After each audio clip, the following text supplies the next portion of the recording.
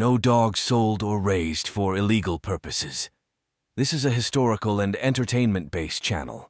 Viewer discretion is advised. Oh, yeah. Episode 54, yeah.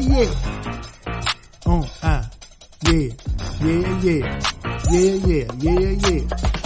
What do we know about Bulldog's champion T-Bud? What's more valuable, the family or the individual? Is Alpha's Russia the honey bunch of Serbia? Let us analyze the evidence on this episode of Bulldog Court. Bulldog community, please rise. This is your host, Get a Hold James, because we got to get a hold of the game. Court is now in session. This is your boy, Get a Hold James, because we got to get a hold of the game. I'm so happy that you could join me tonight.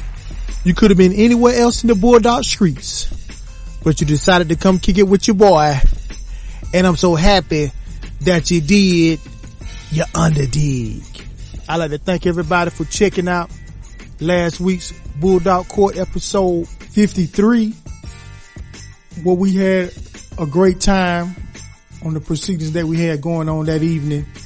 And then we tiptoed over to the Bulldog Court live after show, where we had the Cap brothers, of course, Pressure Kennel Combine, Short Bus Cap, aka King T, the young legend himself, the birthday boy, you know what I'm saying? The Honorable J-Bo was on there. And also two special guests, Cosmic Cal, came on to do his 1-2, showed a few pedigrees, and we dug into it. If you did not catch that for whatever strange reason, go back and check that out. Shameless plug. Check that out. But like I say every time, I am not the judge nor jury, for it is up to you, the Bulldog community, to decide which way the tide may roll. I'm not gonna waste the time. We're gonna get straight into the business this evening. And for my first case, what do we know about Bulldog's champion T-Bud? Let us get into this. When we look at Bulldog's champion T-Bud, or Cardenas Oso, meaning bear in Spanish, we see where this is a dog that is off of Bulldog's Huey, which is a son of Grand Champion Zebo, bred to Rascal's sister, Crenshaw's Rascal's sister. Her name was Bulldog's champion Lupe, bred to Bulldog's Petey. Now, Bulldog's Petey is off of Clayton's Joseph and Elliot's Bunny. Both Clayton Joseph is a direct son of Grand Champion Art, bred to Little Java. And then you have Elliot's Bunny, who is a granddaughter of Grand Champion Art, bred to Little Java. So very, very good, heavy Eli blood with the Alonzo as an out, very, very, very tight Eli blood. And he would go on, not only to be a great dog himself, winning 4, but, from reading up here, it says they never gave him a status as being a official POR status, even though he has dogs like Champion Kubo, Maya, Tona, and he is the grandsire of Gardner's Roscoe, 2-time winner. And we know that, when Gardner had Roscoe in the yard, he was bred heavily all around. This is what we knowing about the T-Bud dog. And a lot of good game dogs came from, you might think because of the heavy Eli pedigree that he throw more of a performance-based, a more ability-based animal. But this couldn't be far from the contrary. Those dogs that came down off of him mostly, and the ones his grandchildren, throw more of a game dog. I know that's shocking to people who don't believe that Eli dog is a game dog, but he threw more game dogs than he did the high ability, high mouth, those type of animals. So there are some more that he threw. I don't know if you recall me doing a case on what's the craze about Cordinius Crazy. When you look at his pedigree, you go to a son of T-Bud called Gonzalez's Champion Kubo, 4-time winner. If you look at Crazy's pedigree, it is based off a half-brother sister breeding off of the Crazy, off of Champion Gonzalez's Kubo. But I want people to understand that Crazy's third generation, that Champion T-Bud or Cordinius Oso is the sire of every one of, on the top side. He's all 4 times. So every dog in the second generation comes off of T-Bud. So very heavy. So what's the craze about Cordinius Crazy or Cordinius Crazy? I guess you could say it's T-Bud. It's the craze. And we know that Cordinius Crazy threw outstanding animals, has a bit of a reputation for throwing outstanding animals in the past. So this is just one example of a dog that was bred heavy, going back to T-Bud, that threw exceptionally well, for those that knew about him. But enough about what I say and what I came up with, or what I know about Champion T-Bud. What do you know? What do you think about him? I look forward to seeing your comments. I look forward to hearing your commentary about this great animal of the past, and just love to hear your stories on the after show about certain animals that you may have had where Cordinius Oso or Boudreaux's Champion T-Bud shows up in the pedigree. So we will leave this right here.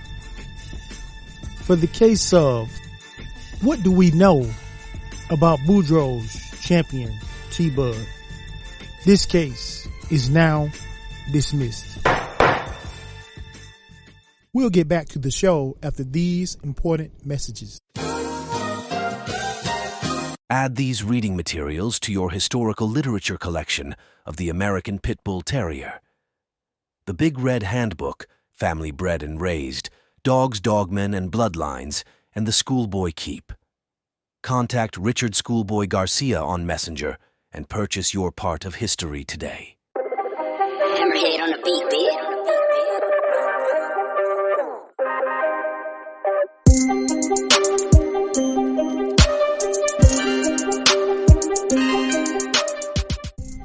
Oh yeah, and now it's time for my second case. What's more valuable, the family or the individual? Let us look into this. And I'm bringing this out of the past into the present, like nowadays, in the present time. What do you think is more valuable now that we're in a different era than we were of the past? Situations are not the same. Are you more focused in on great individuals, or are you more keened in on great families? The reason why I even bring this up is because of the current climate that we live in. And we live in a time where there are less and less breeders that are, I'll say good breeders, or people that, dog men and women that pride themselves on being great breeders, or good breeders for that matter. So to come across a person that has been working on a specific family of animals for a number of years, let's say 25, 30 years, is becoming fewer and fewer and far between. This is one side of looking at this. Just based on evidence, just based on what we know about the current climate, the current state in the game.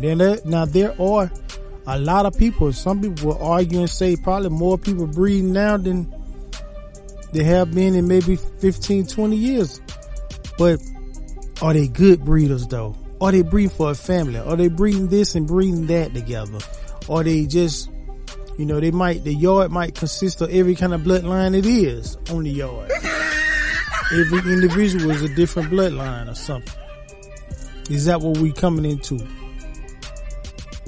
And now that leads me over into the importance of the great individual. Are we just simply looking at the landscape of the Bulldog world and just, taking our stock into whatever the great dog that pops up, or supposedly great dog, or the story that makes the most sense, the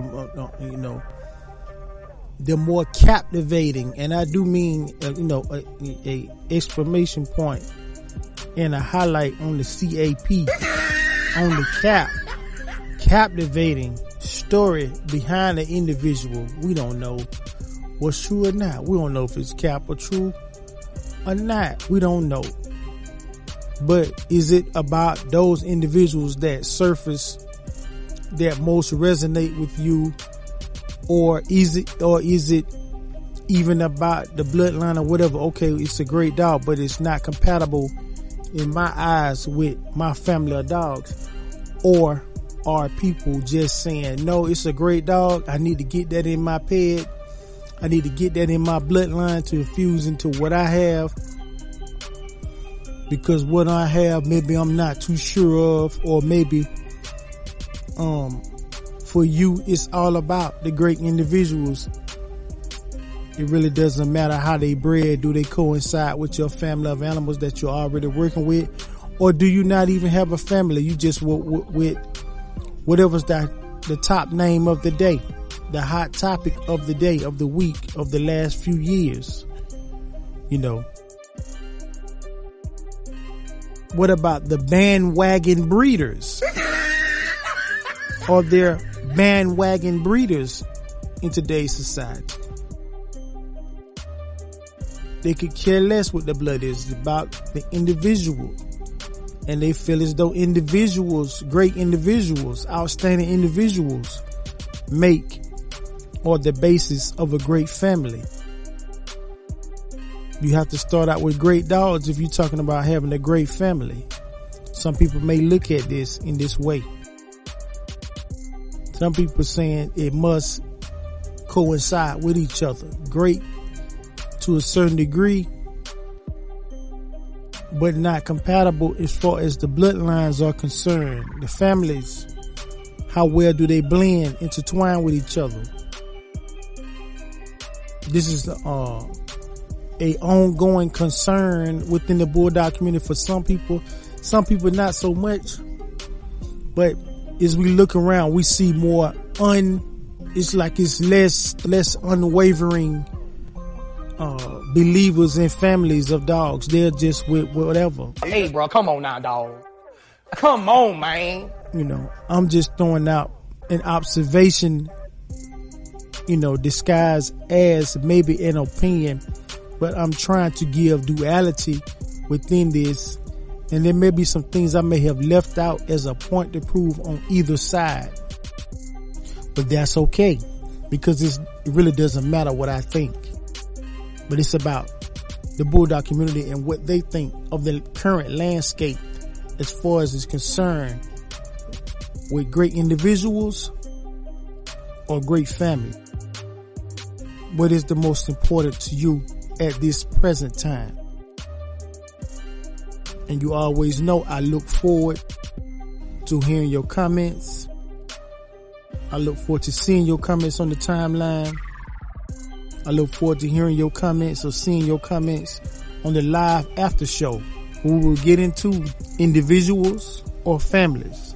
And how do you feel about the current state of the breeding of these said animals, or the lack thereof? Because at the end of the day, I don't think anyone wants any or anyone else's.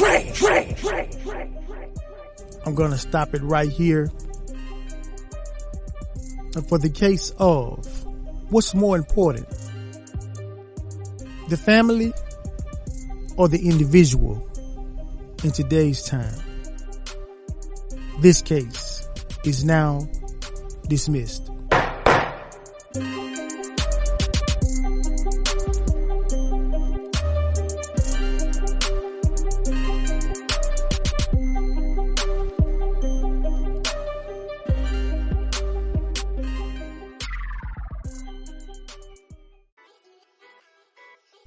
Oh yeah. And now it's time for my third and final case. It's Alpha's Russia, the honey bunch of Serbia. Let us look into this. For those that don't know how Alpha's Russia is bred, let me bring you in to this animal. Now, the easiest way I can explain how this dog is bred, I could go 1, 2, 3 down the pedigree of individual dogs that you probably, if I name them, you ain't gonna know the name of them. You're gonna be like, who? What? Who is that? Because they are from overseas. But when you get back in the back of the pedigree, you kind of come to a conclusion. This is a very heavy Eli snooty bred dog. The Eli coming mostly through Rascal, through by way of Mount Homer, La Passe Bossa type stuff. On the top side, a lot of Tom Gardner breeds, but not like what you think. Gardner's sister registered married, which is Chinaman bred to a Fat Bill bred female. I think her name Twinkles, but you have that along with some more snooty too, which if I'm not mistaken, Tom Gardner said that he also bred that dog. I think that's a snooty, bred back to Abernathy Somali. I think it's a double bred snooty back to Abernathy's, so it's double snooty, quarter, bloody Sunday. So very heavy on that dog on the bottom and a little bit on the top, with the rest of it primarily being, Mount Homer blood with the touch of Chinaman and the Fat Bill blood going back to, Fat Bill's, Black Rose. So if we gonna look at what she threw, oh man, she threw dogs like Alpha's Champion Burnt Verdouche. Man, you messing these names up. Hey, bro, come on now, dog. Come on, man. Sagunja's Mr. Champion Mr. Alpha. Ozaki's Champion Russ. And here goes some more. So you got, I told you about Champion Berdash. I told you about, also told you Champion Mina. Alpha's Vidra, one-time winner POR. Big Snake's S&Q's Maya, one-time winner. Grand Champion Vidra by Alpha. You got D&T's Don Jr., two-time winner. You got I already mentioned Zeki's Russ, Champion Russ. And so there's many more, many more. Two-time winner Billy Jr., like I said, Maya, Tigra, Skrykler, one-time winner, a bunch of one-time winners, but, by many, they said this is the best producing female of the EU, So, how do you feel about it? Do you know one over there in Serbia or Russia, whatever, Yugoslavia, in that area, Ukraine area, that may have produced better than her? Let's see.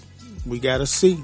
You know what I'm saying? But a lot of people don't do a lot of commentary over the UK or over into Europe and over these other parts of the world, that these different countries where they was actually doing their thing in the past. They were putting them down, and a lot of people don't give those dogs the shine and the credit that they deserve.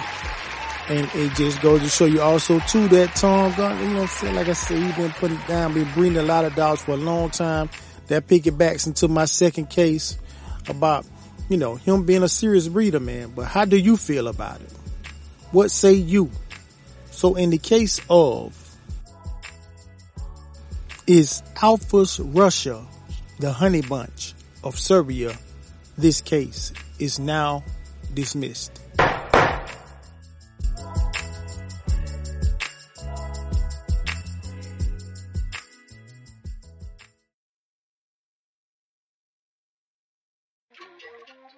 Oh yeah. Now it's time for my closing monologue. Like I say every time, make your next move your best move, but move strategic, like a chess move. Man, how would y'all feel, man? We in a time where it's gonna come a day where we're gonna wake up and we're gonna be in the middle of the Clone Wars in the Pitbull world. What y'all think about that?